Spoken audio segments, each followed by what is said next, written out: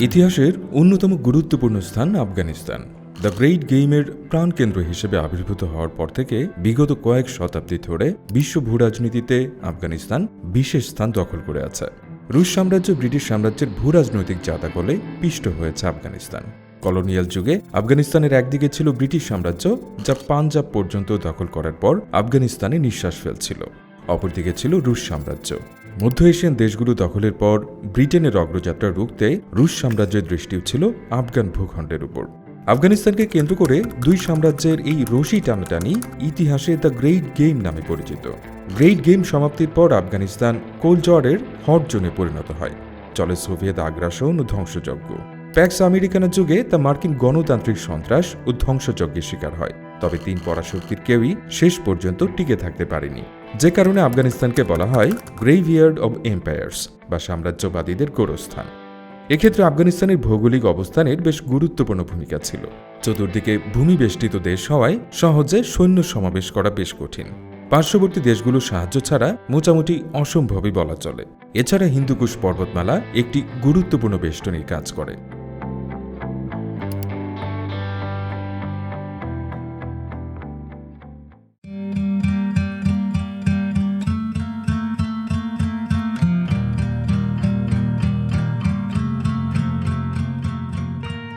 1917 সালে সংঘটিত হয় রুশ বিপ্লব। এই বিপ্লবের মাধ্যমে রাশিয়ায় প্রতিষ্ঠিত হয় সমাজতান্ত্রিক সরকার। সোভিয়েত ইউনিয়নের সমাজতান্ত্রিক সরকারকে স্বীকৃতি দানকারী দেশগুলোর মধ্যে প্রথম সারিতে ছিল আফগানিস্তান। 1919 সালের 19 আগস্ট আফগানিস্তান স্বাধীনতা অর্জন করে। তৃতীয় অ্যাংলো আফগান যুদ্ধের পর ব্রিটিশদের কবল থেকে মুক্ত হয় দেশটি। সেই সাথে বিভিন্ন দেশের সাথে কূটনৈতিক সম্পর্ক স্থাপন শুরু হয়। সোভিয়েত ইউনিয়নের সাথেও সম্পর্ক স্থাপিত হয় আফগানিস্তানের। 1921 সালের 28 ফেব্রুয়ারি আফগানিস্তানের সোভিয়েত ইউনিয়নের মধ্যে স্বাক্ষরিত হয় একটি চুক্তি। চুক্তিটি ছিল মূলত মিত্রতা ও সহাবস্থানের চুক্তি। অর্থনৈতিক ও সামরিক ক্ষেত্রসহ বিভিন্ন ক্ষেত্রে সোভিয়েত ইউনিয়ন আফগানিস্তানের সাহায্যের হাত বাড়িয়ে দেয়। 1973 সালের 17 জুলাই আফগানিস্তানের সর্বশেষ বাদশাহ মোহাম্মদ জহির শাহ ক্ষমতাচ্যুত হন। সামরিক অভ্যুত্থানের মাধ্যমে তাকে ক্ষমতাচ্যুত করা হয়। জহির শাহের পরে ক্ষমতা গ্রহণ করেন মোহাম্মদ দাউদ খান। আফগানিস্তান একটি উদার প্রজাতান্ত্রিক দেশে পরিণত হয়। দাউদ খানের আমলে সোভিয়েত ইউনিয়নের সাথে আফগানিস্তানের সম্পর্ক আগের মতোই ছিল।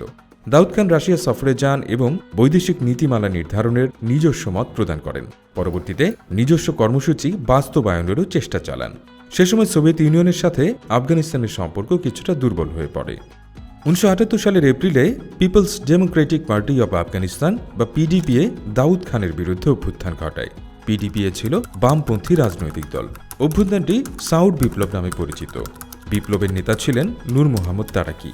দলটি ইসলামী মূল্যবোধ ধ্বংস করে কার্ল মার্কসের কমিউনিজম আগ্রাসনের সূচনা করে।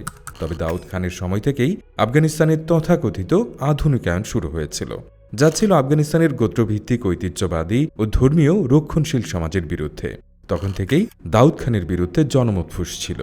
তাই সমাজতান্ত্রিক দল হওয়ার পরও সোভিয়েত ইউনিয়ন প্রথম দিকে পিডিপিএর পদক্ষেপের পক্ষে বা বিপক্ষে কোনো মতামত দেয়নি। 1978 সালের ডিসেম্বরে নূর মোহাম্মদ তারাকি এবং সোভিয়েত নেতা ব্রেজনেভ একটি মৈত্রী চুক্তি সম্পাদন করেন। চুক্তির মাধ্যমে দুই রাষ্ট্রের কূটনৈতিক অবস্থার উন্নতি হয়। চুক্তি অনুযায়ী সোভিয়েত ইউনিয়ন আফগানিস্তানের সামরিক সহযোগিতা অব্যাহত রাখার ঘোষণা দেয়।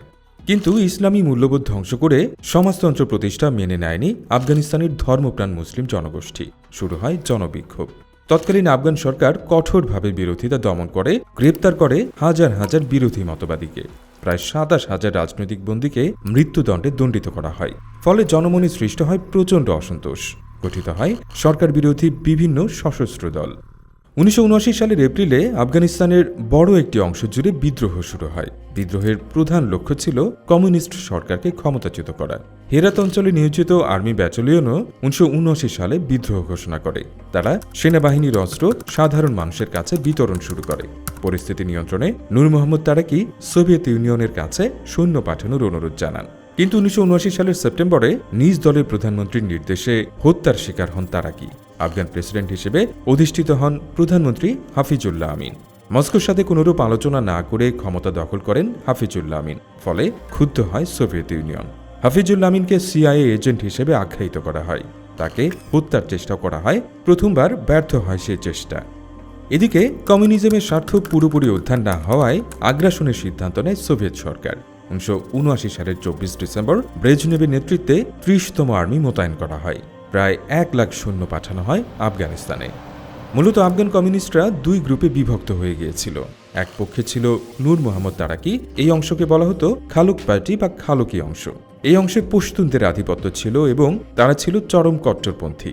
অপর পক্ষের নেতৃত্বে ছিলেন বাবরা কারমাল, এটি ছিল মডারেট অংশ, কারণ এটি ছিল পশতুন, হাজারা, তাজিক সহ আরও নানা উপজাতির সংমিশ্রণ। এই অংশকে বলা হতো পরচম বা পারচম পার্টি। কমিউনিস্টদের ভয়াবহ নিপীড়ন, ধর্মবিরোধী তথাকথিত আধুনিকায়ন, গণবিরোধী শিক্ষা ও সেনা প্রকল্প, কমিউনিস্টদের অভ্যন্তরীণ খুনোখুনি সব মিলে আফগানিস্তান ধ্বংসের দ্বারপ্রান্তে চলে যায়। দেশ প্রচণ্ড অস্থিতিশীল হয়ে ওঠে, যা সোভিয়েত আগ্রাসনের প্রেক্ষাপট তৈরি করে দিয়েছিল। আফগান সেনাবাহিনীর প্রত্যক্ষ সহযোগিতায় সোভিয়েত বাহিনী প্রবেশ করে দেশটিতে। 1978 সালে স্বাক্ষরিত 20 বছর মেয়াদী মৈত্রী চুক্তির আওতায় শুরু হয় আগ্রাসন। কাবুল বিমানবন্দরে সামরিক বাহিনী নামতে থাকে। ট্যাঙ্ক, অস্ত্র, কামান সহ হাজার হাজার সৈন্য প্রবেশ করতে থাকে আফগানিস্তানে। শুরু হয় অপারেশন স্টর্ম 333। কেজিবি ও সোভিয়েত বিশেষ বাহিনীর নেতৃত্বে চালানো হয় এই অভিযান। 1979 সালের 27 ডিসেম্বর হাফিজুল্লাহ আমিনের প্রাসাদে প্রবেশ করে তাকে সপরিবারে হত্যা করা হয়। কমিউনিজমের শত্রু ও সিআইএ গুপ্তচর হিসেবে আখ্যায়িত করা হয় তাকে। ক্ষমতায় বসানো হয় সোভিয়েতপন্থী পাপেট খালকি বাবরা কারমালকে। সোভিয়েত আগ্রাসনের দীর্ঘ 10 বছরে গোটা আফগানিস্তান পরিণত হয় নরকে। লাখ লাখ স্বাধীনচেতা আফগানিকে হত্যা করা হয়। জীবন বাঁচাতে লাখ লাখ আফগান শরণার্থী হিসেবে আশ্রয় নেয় ইরান ও পাকিস্তানে। অনেকে পশ্চিমা দেশগুলোতেও চলে যায়। ইউএনএইচসিআর এর ভাষ্যমতে 80 দশকের মাঝামাঝিতে অন্তত 60 লাখ আফগানি শরণার্থী হিসেবে আশ্রয় নিয়েছিল বিভিন্ন দেশে। সোভিয়েত বাহিনী এমনকি সীমান্ত অতিক্রম করে পাকিস্তানের আফগান শরণার্থী ক্যাম্পগুলোর উপর বিমান হামলা চালাত, কারণ এসব শরণার্থী শিবির থেকে তৈরি হতো মুজাহিদিন নামের স্বাধীনতাকামী যোদ্ধা। সোভিয়েতরা মুজাহিদিনদের দমন কার্যক্রমের নাম দেয় প্রতিক্রিয়াশীল দমন কার্যক্রম। ব্যবহার শুরু করে ভয়ঙ্কর নাপাম বোমা। সোভিয়েত আফগান যুদ্ধ ছিল স্নায়ুযুদ্ধের যে কয়টা থিয়েটারে শীতল যুদ্ধ সরাসরি যুদ্ধে রূপান্তরিত হয়েছিল তার একটি। ভিয়েতনাম, কোরিয়া এবং আফগানিস্তানকে এজন্য বলা হয় কোল্ড জোয়ারের হট জোন। স্নায়ুযুদ্ধের ডায়নামিক্স এবং তৎকালীন বিশ্ব রাজনীতির হাওয়ার গতিপথ বাদ দিয়ে আফগান যুদ্ধকে ব্যাখ্যা করা অসম্ভব। ভিয়েতনামে 1965 থেকে 73 পর্যন্ত যুদ্ধ করেছে আমেরিকা। হো চি মিনের নেতৃত্বাধীন সমাজতান্ত্রিক উত্তর ভিয়েতনামের নিকট মার্কিন সমর্থন পুষ্ট দক্ষিণ ভিয়েতনাম পরাজিত হয়। উত্তর ভিয়েতনামকে সহায়তা দিয়েছিল সোভিয়েত ইউনিয়ন এবং চীন। ভিয়েতনামে পরাজিত হওয়ার মাত্র 6 বছরের মধ্যেই আফগানিস্তানে সোভিয়েত ইউনিয়নের উপর প্রতিশোধ নেওয়ার সুযোগ চলে আসে আমেরিকার সামনে। পপুলার ন্যারেটিভ অনুযায়ী আমেরিকার টেক্সাস অঙ্গরাজ্যের সিনেটর চার্লি উইলসন আফগানিস্তানে ঘুরে ঘুরে মুজাহিদিনদের সাথে সংযোগ স্থাপন করেছিলেন। তারপর আমেরিকানরা পাকিস্তানের গোয়েন্দা সংস্থা ইন্টার সার্ভিসেস ইন্টেলিজেন্স বা আইএসআই এর মাধ্যমে পাঠানো শুরু করে অস্ত্র। আমেরিকার আফগান যুদ্ধে অংশগ্রহণে চার্লি উইলসনের ভূমিকাকে এত বেশি হাইলাইট করা হয়েছে যে চার্লি উইলসনস ওয়ার নামে হলিউডে মুভি বানানো হয়েছে। কিন্তু মার্কিন অর্থনীতিবিদ ও রাজনৈতিক বিশ্লেষক জেফ্রি স্যাক্স মার্কিন সরকারি কর্মকর্তাদের বক্তব্য ও সাক্ষাৎকারের ভিত্তিতে দেখিয়েছেন যে সোভিয়েত ইউনিয়ন আফগানিস্তানে আক্রমণের আগে থেকেই আমেরিকা মুজাহিদিনদের সহায়তা করে আসছিল। দাউদ খানের আমল থেকে যে গণ অসন্তোষ তৈরি হয় কমিউনিস্টদের যুগে এসে তা সশস্ত্র সংঘাতে পরিণত হয়। আমেরিকা সেই সংঘাতে অস্ত্রশস্ত্র দিয়ে মুজাহিদিনদের সহায়তা করতে শুরু করে, কারণ আমেরিকা জানত মুজাহিদিনদের হাতে যত বেশি অস্ত্র যাবে কমিউনিস্ট সরকারের বিরুদ্ধে যুদ্ধ তত তীব্র হবে এবং সরকার পতনের সুযোগও বাড়বে। ফলে কমিউনিস্ট সরকারকে রক্ষায় সোভিয়েত ইউনিয়ন হস্তক্ষেপ করতে বাধ্য হবে, আর আমেরিকা সুযোগ পাবে ভিয়েতনামের প্রতিশোধ আফগানিস্তানে নেয়ার। এদিকে সৌদি আরবের মাধ্যমে আফগানিস্তানের মুজাহিদিনদের জন্য পাঠানো হয় বিলিয়ন বিলিয়ন ডলার অর্থ সাহায্য। সৌদি আরব পাকিস্তানের সীমান্ত অঞ্চলে প্রতিষ্ঠা করে মাকতাবি খিদমা বা সেবা সংস্থা। সৌদি আরব অন্যান্য আরব দেশ এবং পশ্চিমা দেশসমূহ থেকে ব্যক্তিগত ও সরকারি সহায়তা আসত এই সংস্থার মাধ্যমে। মার্কিনীদের থেকে যেসব সহায়তা এসেছিল তার মধ্যে সবচেয়ে গুরুত্বপূর্ণ ছিল স্টিঙ্গার মিসাইল। কাঁধে বহনযোগ্য এই মিসাইল যুদ্ধের মোড়ই পাল্টে দেয়। আমেরিকা মুজাহিদিনদেরকে 1,500 স্টিঙ্গার মিসাইল দিয়েছিল। এগুলোর আক্রমণে সোভিয়েতদের একচ্ছত্র আকাশ আধিপত্য ভেঙে পড়তে শুরু করে।